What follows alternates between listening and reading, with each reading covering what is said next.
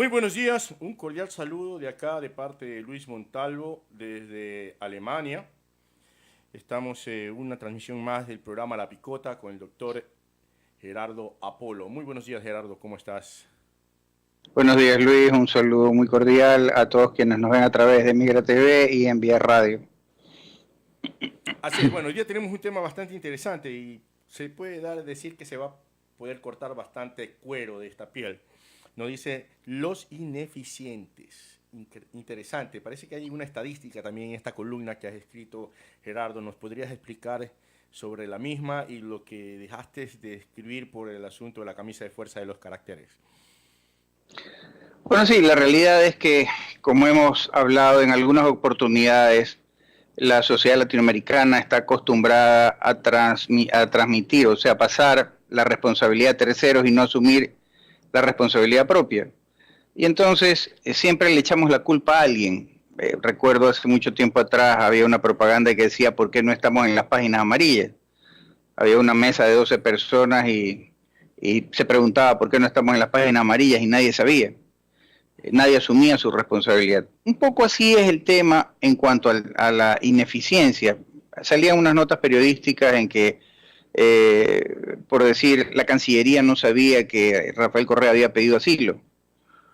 También resulta que hay ineficiencia en el tema de hacer el seguimiento de los grilletes electrónicos. Se han cometido más de un asalto, asesinato y todo aquello. Y cuando han sido capturados resulta que eran personas que tenían grilletes electrónicos, los mismos que no estaban en funcionamiento. La famosa huida del ex secretario de la presidencia, Alvarado, Vinicio Alvarado, en el cual establece que inclusive lo ayudaron a liberarse del grillete electrónico. Por último, según el representante de la compañía de los grilletes, la compañía china que vendió los grilletes, dice que se activaron 500 y pico de alarmas en el caso justamente de Alvarado y sin embargo nadie reportó nada. Por lo tanto, quien estaba desempeñando la función de seguir el grillete de Alvarado también fue ineficiente en la ejecución de su trabajo. Y entonces resulta que esto es un tema de la vida diaria. Siempre dejamos para el último las cosas, no somos eficientes en nuestro trabajo y por último los electores somos ineficientes al momento de elegir porque lo único que hacemos es en el momento de tener que votar, rayamos poco más y poco menos que echando la moneda cara o sello a ver a quién elegimos. Luego tenemos los resultados que tenemos. Bueno, eso sí, tienes toda la razón. Aunque escuché que ahorita están pasando el control de los grilletes a la compañía Claro. No sé qué tan real sea esa información que está rodando en las redes sociales. Y como dices, por ahí dijeron de que había más, no eran 500, sino 300 veces la alarma había sonado en la central o había emitido unas señales, estos grilletes. Y dice, oh sorpresa, ¿cómo le dieron al...? Porque supongo que no ha de ser un solo individuo el que está monitoreando, debe haber un turno rotativo, ya sea de agentes, de policía o quién iba a decir carajo, pero me acordé que no estoy en el programa sin moscas en la sopa. Pero ¿quién mismo está a cargo de eso? Porque ahí no es un solo individuo. No creo que una sola persona haya pasado 24/7 tratando de ver, porque más que seguro, si es así, una sola persona encargada, ahí está el por qué se logró jugar, pues se quedó dormido cuántas veces durante esas 24 horas. No sé qué pienses sobre eso.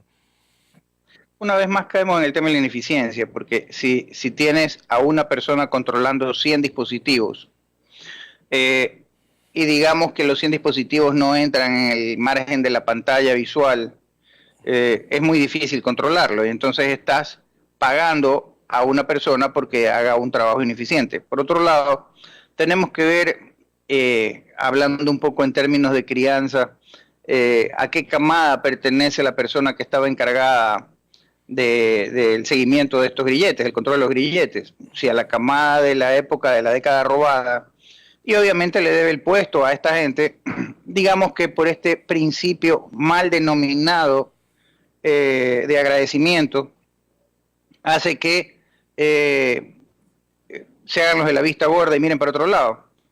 Y ahí entramos en un tema mucho más álgido, que es el tema moral y ético. a quién tú le debes, a quién le debes lealtad. ¿Le debes lealtad a tus principios o le debes lealtad al tipo que te puso en el trabajo y que te está pidiendo cosas que son deshonrosas o que no son muy dadas con la ética, ¿no? Bueno, así es. Mira, permíteme saludar a Carlos Ramírez, nuestro técnico que está conectado, siguiendo nuestra transmisión. También a Willo Arteaga Grijalva, que es el líder, se podría decir, de la agrupación o del grupo o de la página Aires de Libertad. Un cordial saludo, nos manda un saludo también, un cordial saludo, Willo, gracias por estar Saludos. escuchándonos. Pues sí, pero también en tu columna hablas sobre este tema de ineficiencia, porque Ecuador es ubicado en el puesto 54 de 72, si no me equivoco, que habían sido analizados sobre el servicio hospitalario para la población. ¿De dónde has sacado esa información y a qué se debe pues tal mal funcionamiento de nuestro sistema hospitalario ecuatoriano? Bueno, hay una Organización Mundial de la Salud que hace generalmente este tipo de análisis.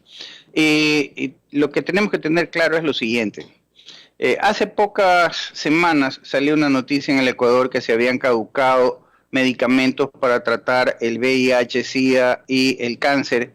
Se habían caducado en las bodegas del Instituto Ecuatoriano de Seguridad Social y dichos medicamentos que no habían sido distribuidos entre quienes lo necesitaban, digamos que la negociación fue poco más de $1 millón. Y entonces resulta que es ineficiente la salud porque más allá de que te dan turno para después de 3 y 6 meses, y las enfermedades no te esperan 3 y 6 meses, tú no pones a un infarto en pausa en 3 y 6 meses, tú no pones una arritmia cardíaca en pausa para después de 6 meses, tú no pones un problema de cáncer para después de 6 meses en pausa. Entonces, peor aún, el tema de diálisis. Entonces, ¿qué es lo que pasa? Lo que pasa es que el Estado ecuatoriano le debe muchísimo dinero a las instituciones de salud privadas que pertenecen a la red privada de salud y por otro lado el Estado ecuatoriano en sus hospitales tampoco es eficiente porque no tiene los medicamentos que se requieren porque ahora todo se tira a través de genéricos o si los compran resulta que se pudren en las bodegas o caducan en las bodegas. A la hora de la hora el servicio brindado a la colectividad es casi nulo. Y entonces tienes una cascada de ineficiencias. La primera, pues en el pago a los servidores privados que de alguna u otra manera suplen las deficiencias del servicio público. Y la segunda, la de los servidores públicos que entran en esta escalada de espera de 3, 6, 9 meses hasta un año. Y al fin y al cabo, ¿quién es el perjudicado? El perjudicado es el pueblo que no tiene salud en realidad. Pero hay grandes negociados. Cosa curiosa. Sí, sorpresa, dicen por ahí. Bueno, me hiciste acordar de algo, una ex asambleísta, y te cuento algo. Aquí va mucha gente a criticarme, amigos como estos, ¿para qué vamos a necesitar? Pero me hizo acordar el asunto del padre de Gastón Gagliardo, no sé si lo ubiques, que también fue diputado, estuvo creo que por la Izquierda Democrática o algo, y estuvo metido en el IES. Y resulta de que, según información que leí, él había utilizado los fondos del IES en unas cuentas privadas y lo que cogía, claro, no era el dinero del Estado, sino los intereses que éste generaba.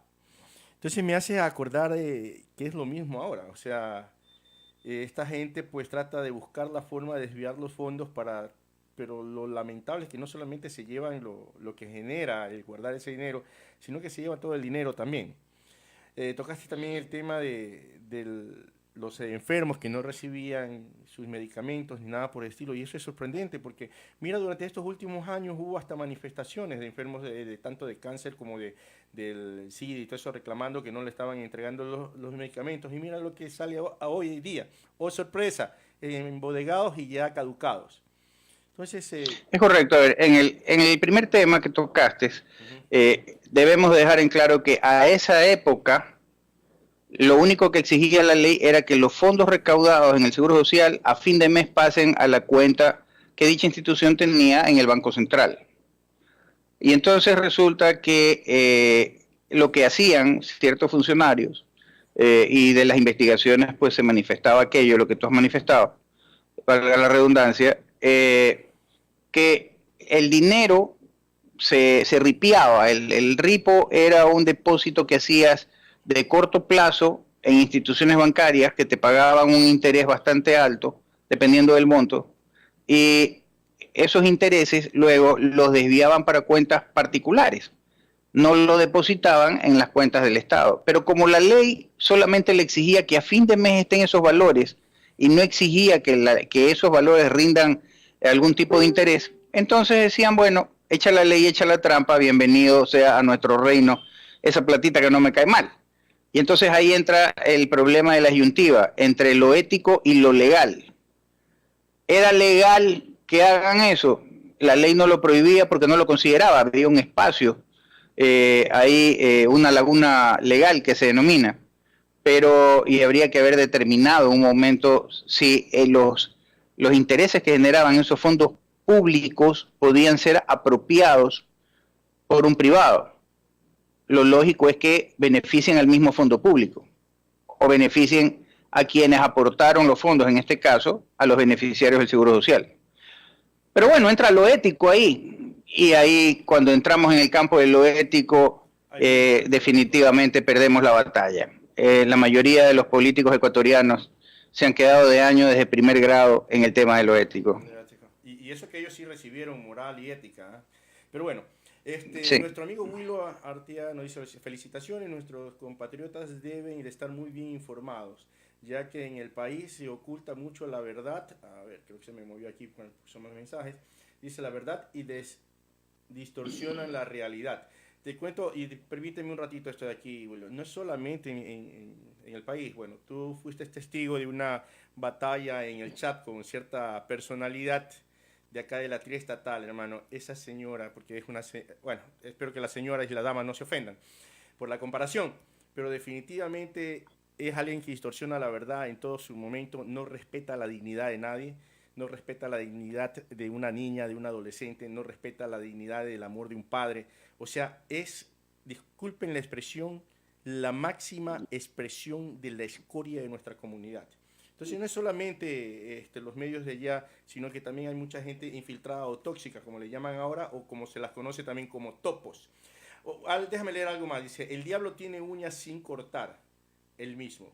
Dice, qué salado mi Ecuador, gobierno, el, el encantador de borregos, mameluco. Ahora tenemos un encantador de bobos, el cuántico doble moral. ¿Qué tal te parece esos comentarios, Gerardo? Bueno, yo creo que parte de vivir en un país democrático es el tema de la libertad de opinión y de la libertad de expresión, en donde en cuanto cada uno sea responsable de las expresiones que emite. Yo aquello de la física cuántica, te soy honesto, no lo entiendo, y cuando lo explica el presidente de la República lo entiendo menos. Pero bueno, el tema es que de nada sirve en un país o en una nación que los políticos se pongan a divagar, con el perdón de los que están escuchando y los que nos están viendo, sobre la inmortalidad del cangrejo y cómo entró el agua al coco.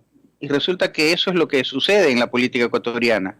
Pero los problemas reales, que son la inseguridad, la falta de trabajo, el tema del narcotráfico, el microtráfico, la drogadicción en los sectores populares, el sicariato, el chulco, etcétera, no los topan ni remotamente. Se la pasan discutiendo sobre la inmortalidad del cangrejo y nos tienen distraídos. Y la verdad es que el Ecuador y los países latinoamericanos que están bajo un régimen socialista, básicamente, mayoritariamente, lo que hacen es tenernos distraídos con 3 o 4 temas que se ponen en boga y que las cosas de fondo no las topan ni las solucionan.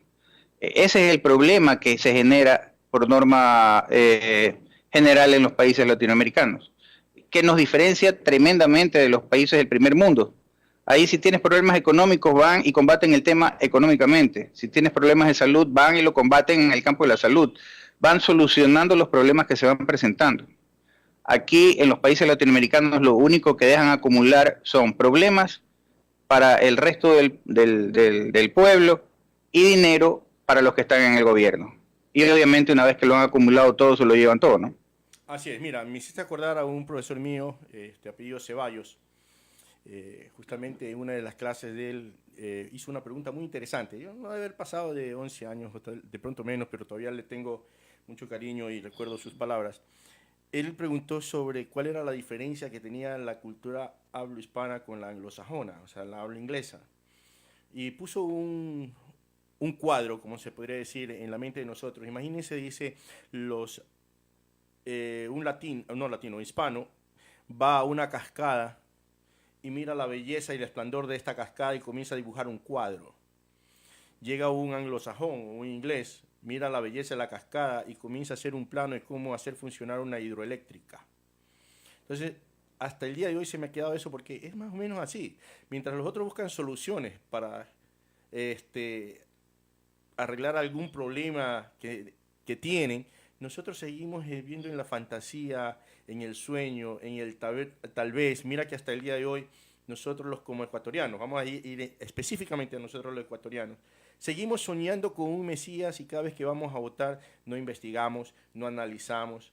El día de ayer, Gerardo, vi una persona que comenzó a dar nombres en un chat supuestamente de las personas más dignas que deberían de representar, que había muchos en ese chat. Entonces comencé a leer y un poco más no sabía si reírme o echarme a llorar. Pero ponía unos nombres de personas con una reputación, hermano, que para qué te cuento. Entonces puse una frase ahí, le digo, mira, ibas bien, le embarraste cuando pusiste ciertos nombres. Me volvió a escribir y me dice, dime los nombres. No, es más fácil que tú investigues, indagues y veas cuál es la realidad de las personas que acabas de mencionar. O sea, todos lo queremos fácil, Gerardo. Todos lo queremos que nosotros nos hagan. Y cuando nosotros le decimos algo, ¿no? Le decimos algo, somos los malos de la película. Y para rematar esto, una pequeña historia, una amiga, en esa época yo estaba todavía en la Marina, comenzó a salir con un músico de la banda de marinos y me preguntó, porque no sabía si era casado o soltero. Entonces me preguntó, como tenía mis contactos allá adentro, indagué el nombre, todo, saqué el rol de pago y todo, y resulta que era casado. Le entregué con rol de pago y todo, ¿no? Para que vea los descuentos y la esta. ¿Quién crees que resultó siendo el malo de la película? Mi persona, o sea que yo estaba mintiendo, teniendo el papel en mano. Y después de unos años, pues, arrepentida, me vino a pedir disculpas, pero ya el mal estaba hecho. O sea, ese es el mal de nosotros, no sabemos escuchar y somos tan perezosos que no queremos ir a investigar tampoco. ¿Te parece que estoy identificando nuestra cultura o estoy equivocado al hablar de esta manera? No, tienes toda la razón. Desgraciadamente, el hecho de que cuando te dicen dime tú los nombres es el facilitismo. Estamos acostumbrados al facilitismo. Mira, más allá del tema del cuadro y el tema de la hidroeléctrica, quiero hacer una reflexión. ¿Qué mendigo ha salido en Forbes como el hombre multimillonario o en el listado de los multimillonarios? Ninguno. Ninguno. ¿Por qué? Porque el mendigo siempre está a la espera que otro trabaje y le caigan las migas del que trabaje, para él no hacer nada. Y sin embargo, ¿qué hombre que ha surgido de la nada y se ha roto el lomo trabajando, como decimos vulgarmente, está en la revista Forbes dentro del listado de los hombres más ricos del mundo? Muchos, muchos. De entre esos estaba en el Ecuador Luis Novo Naranjo, tenemos al mismo Slim en México, tenemos a un sinnúmero de personajes, el mismo Bill Gates. Mira, no estuvo en la universidad, pero es un fenómeno, un monstruo económicamente hablando y en el tema de la tecnología. El mismo creador de Apple. Todo esto. Entonces, la lección es sencilla. ¿Quieres tener éxito? Trabaja. Sé disciplinado. Sé ordenado. ¿Quieres ser un fracasado? Espera que te den haciendo todo, como dicen aquí en la sierra. Y como mantenemos este último principio, tanto para elegir, esto es, al gran padrino que nos ofrece regalar todo, y no hacemos nada, ni siquiera investigar quiénes son los candidatos, investigar la hoja de vida, qué han hecho esa gente durante toda su vida, qué han construido, qué han hecho por la patria, por la vida, por lo demás. Simplemente elegimos caras, cuando lo que debemos de elegir son proyectos, debemos de elegir son sistemas y debemos de elegir al que más se pegue al proyecto o al sistema que creemos que funciona. pero no lo hacemos así. Lo más fácil, la cara bonita, las buenas piernas, la simpática sonrisa, los lindos ojos, o el que más ofrece que va a regalar. Punto. Así es, definitivamente. Y hay otra cosa que quiero aclarar, porque muchos van a decir, sí, pero el sistema correato del siglo XXI. No, estamos hablando de sistemas exitosos, o sea, que han dado durante la historia un buen resultado. Nosotros debemos de guiarnos por los resultados. Sí. Si vamos a comparar el socialismo, no tanto de la Rusia, con eso, ¿cuál ha sido el resultado final? Ha sido el fracaso económico total, muerte, hambruna. No, entonces no podemos decir que ese sistema funciona y vamos, no, es que vamos a votar por el sistema, entonces votemos por él. No, veamos los sistemas que al final del día o al final del año, como se podría decir, han dado resultado, pues no, o sea, una buena forma de vida, un estatus económico estable, no, algo que muchos juzgan y me van a juzgar ahora también. Yo, por ejemplo, le doy gracias a Yamil Maguad por haber dolarizado el país, porque dio una estabilidad que si no era por esa estabilidad, nosotros estuviéramos ahorita peor que Venezuela. Y recuerden que el más conocido como Mameluco, la loca del ático, el tesorito, como quieran llamarle, estaba desesperado por tener nuevamente esa maquinita de imprimir. No sé si tú te acuerdas la insistencia, Gerardo, que tenía pues Correa de tener nuevamente la maquinita para poder imprimir dinero. Claro, por supuesto, pero es que la razón es sencilla. Cuando tú tienes un déficit inmenso en el país, lo que haces es imprimir este papel moneda que poco más y poco menos pasa a ser los billetes del monopolio. Y entonces tienes a la gente engañada con ese papel que no sirve para maldita la cosa, mientras los que están en el gobierno lo que hacen es cambiar esos papelitos de juguete por dólares y se los llevan afuera. Y entonces tienen más posibilidades de ordeñar hasta el final, hasta la extinción a la vaca, secándole totalmente las ubres. Entonces, eso es lo que de alguna u otra manera querían para conseguir dos objetivos. El primero de ellos, engañar al pueblo diciendo que no hay problemas económicos y entonces comenzar a aumentar ceros y llegar a la barbaridad que llegó Venezuela. Y por otro lado, poder seguir llevándose lo más que pudieran de los recursos del Estado, esto es los petrodólares. Y acuérdate que han empeñado el oro, acuérdate que han ignorado la riqueza natural del país con los chinos. En resumidas cuentas, estamos embargados poco más y poco menos por los siguientes 15, 20 años. Una pregunta, ya que estás en el ámbito legal y todo eso, ¿habría una forma de poder salir de este robo inaudito que nos dejó metido el Correato legalmente, como para decir, podemos negar el cumplir con estos contratos que han sido mañosamente y a espaldas del pueblo realizados? A ver, los contratos son ley para las partes. Nadie puede esgrimir su propia torpeza en favor de sí mismo. Son principios o aforismas legales que existen a nivel mundial. Lo que sí se puede hacer es sentarse con el acreedor y decir, a ver, vamos a renegociar la deuda en condiciones más favorables. O lo otro es recurrir a una banca de primer orden, ejemplo, Banco Mundial, Fondo Monetario Internacional, y decir, a ver, préstame la cantidad que tengo que pagarle a los chinos, me la prestas al 2 o 3% de interés, de esa manera le pago el capital a los chinos, salgo de la deuda con China, deuda que me cuesta entre el 7 y el 14% de interés, me ahorro dinero en no pagar un interés tan alto, chulquero, y sigo con la deuda con el Banco Mundial con intereses mucho más bajos, con lo cual a la larga voy a pagar menos plata. No sé si he sido claro en la explicación, No, sí, sí, si no es que pero no hay otra manera de salirse del problema. es que hay un factor bastante interesante aquí, Gerardo, y que a veces no tomamos en cuenta, que los negociadores de los contratos hechos con Ecuador, todos están presos en China por corrupción. O sea, hay un antecedente que ha sido hecho a través de delincuentes, delincuentes del lado de allá y delincuentes del lado de acá de los ecuatorianos. Bueno, eso debería de ser un dato muy interesante para que las autoridades ecuatorianas tomen cartas en el asunto. Si resulta que esa negociación ha acarreado como consecuencia a la contraparte china que estén presos, sentenciados a muerte, porque en China el peculado Así es. se pena con muerte, muy bien, entonces investiguemos acá, porque al fin y al cabo la contraparte se encuentra en el Ecuador. Bueno, pero Y si, creo que esto va a resultar como la narcovalija. La investigación, en Italia cogieron a los que llevaron la droga y estuvieron recibiéndola ya. Y en Ecuador terminaron siendo los perros los culpables.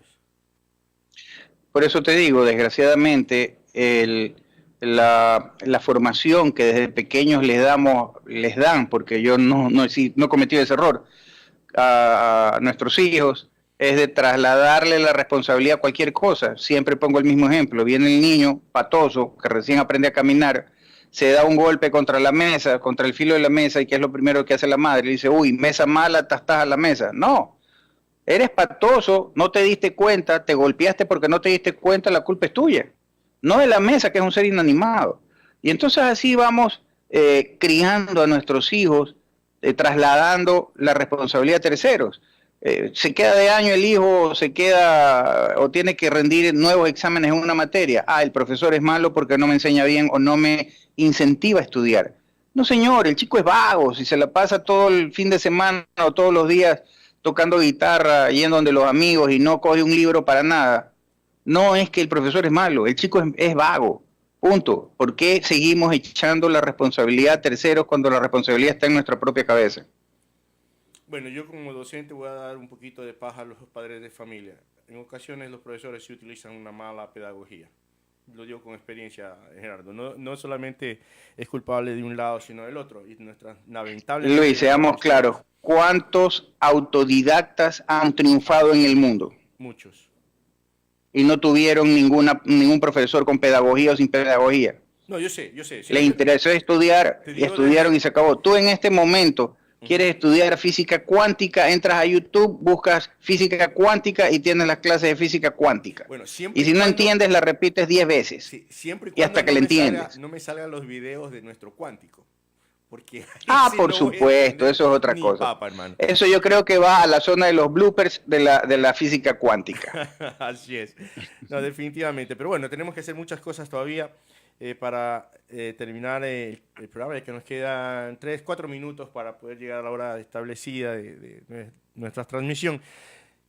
Palabras de conclusión, Gerardo. Bueno, yo creo que nunca es tarde. Hay un refrán que dicen que nunca es tarde. Y yo creo que debemos de empezar con las nuevas generaciones, con nuestros hijos de pequeños y con nuestros hijos adolescentes. A los adolescentes les gustan los retos. Y a los chicos hay que irlos formando, moldeando como barro. ¿En qué sentido? ¿A qué sentido me refiero? A los chicos lanzarles el reto, a los adolescentes lanzarles el reto, de decir, a ver, tú puedes elegir a conciencia a los futuros candidatos. Recordemos que los de 16 años ya votan. Así es. Eres capaz de investigar el currículum de cada uno de los candidatos, ver qué ha hecho y qué no ha hecho. Eres capaz de cuestionarte sobre el hecho de cuál es el proyecto de gobierno, si está financiado o no está financiado, si es factible financiarlo y cómo lo vas a llevar adelante y cuánto nos va a costar. Ese reto los adolescentes pueden asumirlo y con seguridad lo van a hacer y vamos a tener mejores electores. Y en cuanto a nuestros hijos, dejar de enseñarles a trasladar la responsabilidad y hacerles tomar conciencia de que son responsables de sus propios actos y que tienen que asumir las consecuencias. Yo creo que es así, debemos de ir mejorando la situación, porque algo que leí ahora último, y con esto yo cierro, el asunto es que las nuevas generaciones también de políticos que han llegado con el correato han sido verdaderamente, y mil disculpas a las personas que me escuchen, unas verdaderas lacras sociales. Y tenemos ahí al Espinel, no sé cuántos millones, tenemos a un supuesto periodista, Panchana, también, y lo sorprendente otra vez, las autoridades no hacen nada, porque es fácil. O sea, si tienes un X ingreso mensual y ese ingreso no te justifica la casa, el carro o los bienes que tienen, por favor, algo está sucediendo ahí. Un amigo decía, cuando el río suena, piedras trae. Exactamente. Entonces, basémonos a eso. A veces la cultura popular es mucho más sabia que aquellas que han llegado a la universidad. Han llegado, han pasado por ella, pero la universidad nunca ha llegado a ellos, ni tampoco pasaron por ellos. Con eso yo concluyo. Gerardo, ¿algo más? Me sumo a tus palabras, simple y llanamente, e invitar a nuestros amigos televidentes que el día jueves nos sigan a partir de las 8 de la mañana, una vez más en La Picota, tratando temas de interés internacional. Así es, y bueno, mañana... Y que si quieren algún tema en especial tratar, que por favor lo hagan, nos escriban a nuestra página que con gusto trataremos ese tema. O sus comentarios aquí mismo en los chats, porque recuerden que estamos en diferido, pero constantemente estamos revisando y contestando sus saludos. El día de mañana posiblemente tengamos todavía unos problemas técnicos en Sin Moscas en la Sopa. Estamos haciendo unas adecuaciones del formato, así que es posiblemente que no estemos al aire. Pero yo les aviso, como siempre, les doy la compartida. Muchísimas gracias a aquellos administradores de grupos que nos aceptan, a otros que parece que están resentidos, nos han bloqueado, pero igual, a todos se les respeta y se los quiere por igual. Tengan un excelente día, Gerardo. Y con esto pues Igualmente, Luis. y nos vamos.